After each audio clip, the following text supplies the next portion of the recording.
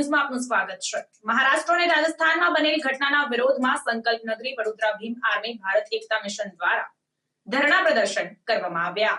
સંકલ્પ નગરી વડોદરા ભીમ આર્મી ભારત એકતા મિશન દ્વારા ધરણા પ્રદર્શન કરવામાં આવ્યા। જણાવી દો કે ગંભીર ઘટના મહારાષ્ટ્ર પરભણીમાં ભારતના બંધારણના ઘડવૈયા ડોક્ટર બાબા સાહેબ આંબેડકરની પ્રતિમા અને સંવિધાનના આમુખને અસામાજિક તત્વો અને જાતિવાદી માનસિકતા ધરાવનાર વ્યક્તિ દ્વારા ખંડિત કરવામાં આવ્યા। સાથે સાથે રાજસ્થાનમાં બલોતરમાં બહુજન સમાજના દીકરાની હત્યા કરી દેવામાં આવી હતી, જેના કારણે આ ઘટનાથી બાબા સાહેબ આંબેડકરની વિચારધારા હેઠળ કાર્યરત લોકોમાં ઘણો આક્રોશ જોવા મળ્યો અને મહારાષ્ટ્રના પરભણીમાં પોલીસ પ્રશાસન દ્વારા કોમ્બિંગ કરવામાં આવ્યું, જેમાં બહુજન સમાજના નિર્દોષ વ્યક્તિઓ પર લાઠીચાર્જ કરી તેઓને મારવામાં આવ્યા અને ખોટા કેસ દાખલ કરી તેઓની અટકાયત કરવામાં આવી હતી, જેના કારણે ભારતના બહુજન સમાજના લોકો અને બાબા સાહેબ આંબેડકરના અનુયાયીઓમાં ઘણો આક્રોશ ફાટી નીકળ્યો છે અને વડોદરામાં ન્યાય મંદિર ભગતસિંહ ચોક પાસે તેના સંદર્ભમાં પ્રત્યાઘાત પડ્યા હતા અને ભીમ આર્મી ભારત એકતા મિશન સંકલ્પ નગરી વડોદરા જિલ્લા ટીમ દ્વારા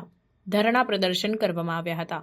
મહારાષ્ટ્ર અને રાજસ્થાન સરકાર મુર્દાબાદના નારા સાથે સરકારને ચેતવણી આપી હતી કે જો અવારનવાર આવી ઘટનાઓ બનતી રહેશે અને આરોપીઓ સામે પોલીસ પ્રશાસન અસામાજિક તત્વો પર જાતિવાદ માનસિકતા સામે રાષ્ટ્રદ્રોહનો ગુનો દાખલ કરવામાં નહીં આવે તો આવનાર દિવસોમાં સમગ્ર ભારતમાં અને બહુજન સમાજ જન આંદોલન કરશે તેવી ભીમ આર્મી ભારત એકતા મિશન સંકલ્પ નગરી વડોદરા દ્વારા માંગણી કરવામાં આવી હતી અને SC/STના બંધારણ થકી ચૂંટાયેલા પ્રતિનિધિઓ પર આકરા પ્રહારો કરવામાં આવ્યા હતા।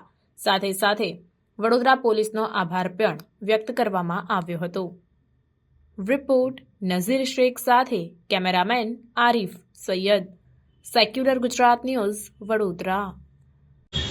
આજે ભગત સર્કલ પાસે પ્રોટેસ્ટ માટે ઉભા રહ્યા હતા। આ પ્રોટેસ્ટ આપણા બેન દીકરીઓ ભાઈઓને આવનારી પેઢી માટે છે। એ તાનાશાહ સરકાર બતાવી રહી છે કે અમે તમારા બાપનું અપમાન કરીએ છીએ, તમારા ભગવાનનું અપમાન કરીએ, તમારું રક્ષણ કરે સંવિધાનનું અપમાન કરીએ છીએ, તમે બાલે ઉખાડી લેવાનું નથી, એ લોકો એવું જાહેર કરી રહ્યા છે। જો તમે અપમાન સહેશો તો આવતીકાલે તમારા દીકરા દીકરીઓ બધા માર ખાતા રહેશે, તમારા છોકરાઓ તમારા ઘરની સામે મારશે અને તમે જોઈ તમે કશું કરી શકો નહીં, કારણ કે એ તમારા પૂર્વજોના અપમાન કરી રહ્યા છે। જો એ બતાવી રહ્યા છે કે અમે તમારા ભગવાનનું અપમાન કરતા હોય તો તમારી શું હકાત। એટલા માટે પ્રોટેસ્ટ કરવાનો છે। તમારે પણ આજથી તમારી નાલાયકી છોડો અને બહુજન સમાજ મિશનમાં જોડો। તમારી નોકરી જતી રહી, તમારા રોજગાર જતા રહ્યા, તમારું શિક્ષણ જતું રહ્યું, તમારું આરોગ્ય તમારી સુરક્ષા પણ જતી રહી છે। હજી તમે નહીં નીકળો તો ક્યારે બહાર નીકળશો? એટલે નાલાયકો તમારી નાલાયકી છોડો, તમારા બાપ દીકરાઓના જે આપણા બાપાએ અધિકાર આપ્યા છે એ અધિકાર સાચા માટે બહાર નીકળો। ત્યાં સુધી ટીવી બીવી વ્યસ્ત રહેશો। એટલે કહું છું બધા લોકો જલ્દી જાગૃત થાઓ અને આંદોલન વિકાસ આંદોલન બનાવો। બીજા અઠવાડિયામાં ફરીથી આ જગ્યાએ મોટું આંદોલન લઈ આવીશું। જય ભીમ।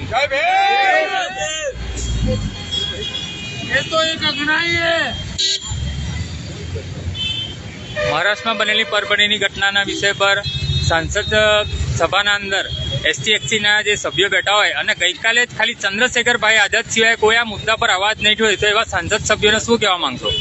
એ માય કાંગલા સમાજના નામે અનામતના આધારે ST અને SCના જે સાંસદો ગયા છે એમને સમય મળશે તો બંગડીઓ મોકલીશું અને એ પહેરી લે, કારણ કે સમાજનો અવાજ ઉઠાવવામાં એ રોણવાઓ નામર્દ ખોટી રીતના સંસદમાં ઘૂસી ગયા છે અને એક નહીં એક પાર્ટીના ઇશારે ચાપલુસી કરવા બેસી ગયા છે। મરદ એ એટલામાં એક જ છે, ચંદ્રશેખર આઝાદ, અને એમણે પણ કાલે કહ્યું કે સમાજમાં મેં પાર્ટીના સાંસદ છો પણ તમારી પ્રથમ જવાબદારી બને છે કે તમે સમાજનો અવાજ ઉઠાવો। એક પણ માય કાંગલા કોઈ પણ સાંસદે રાજસ્થાનમાં બનેલી ઘટના કે મહારાષ્ટ્રમાં બનેલી ઘટના વિશે એક શબ્દ ઉચ્ચારવા તૈયાર નથી।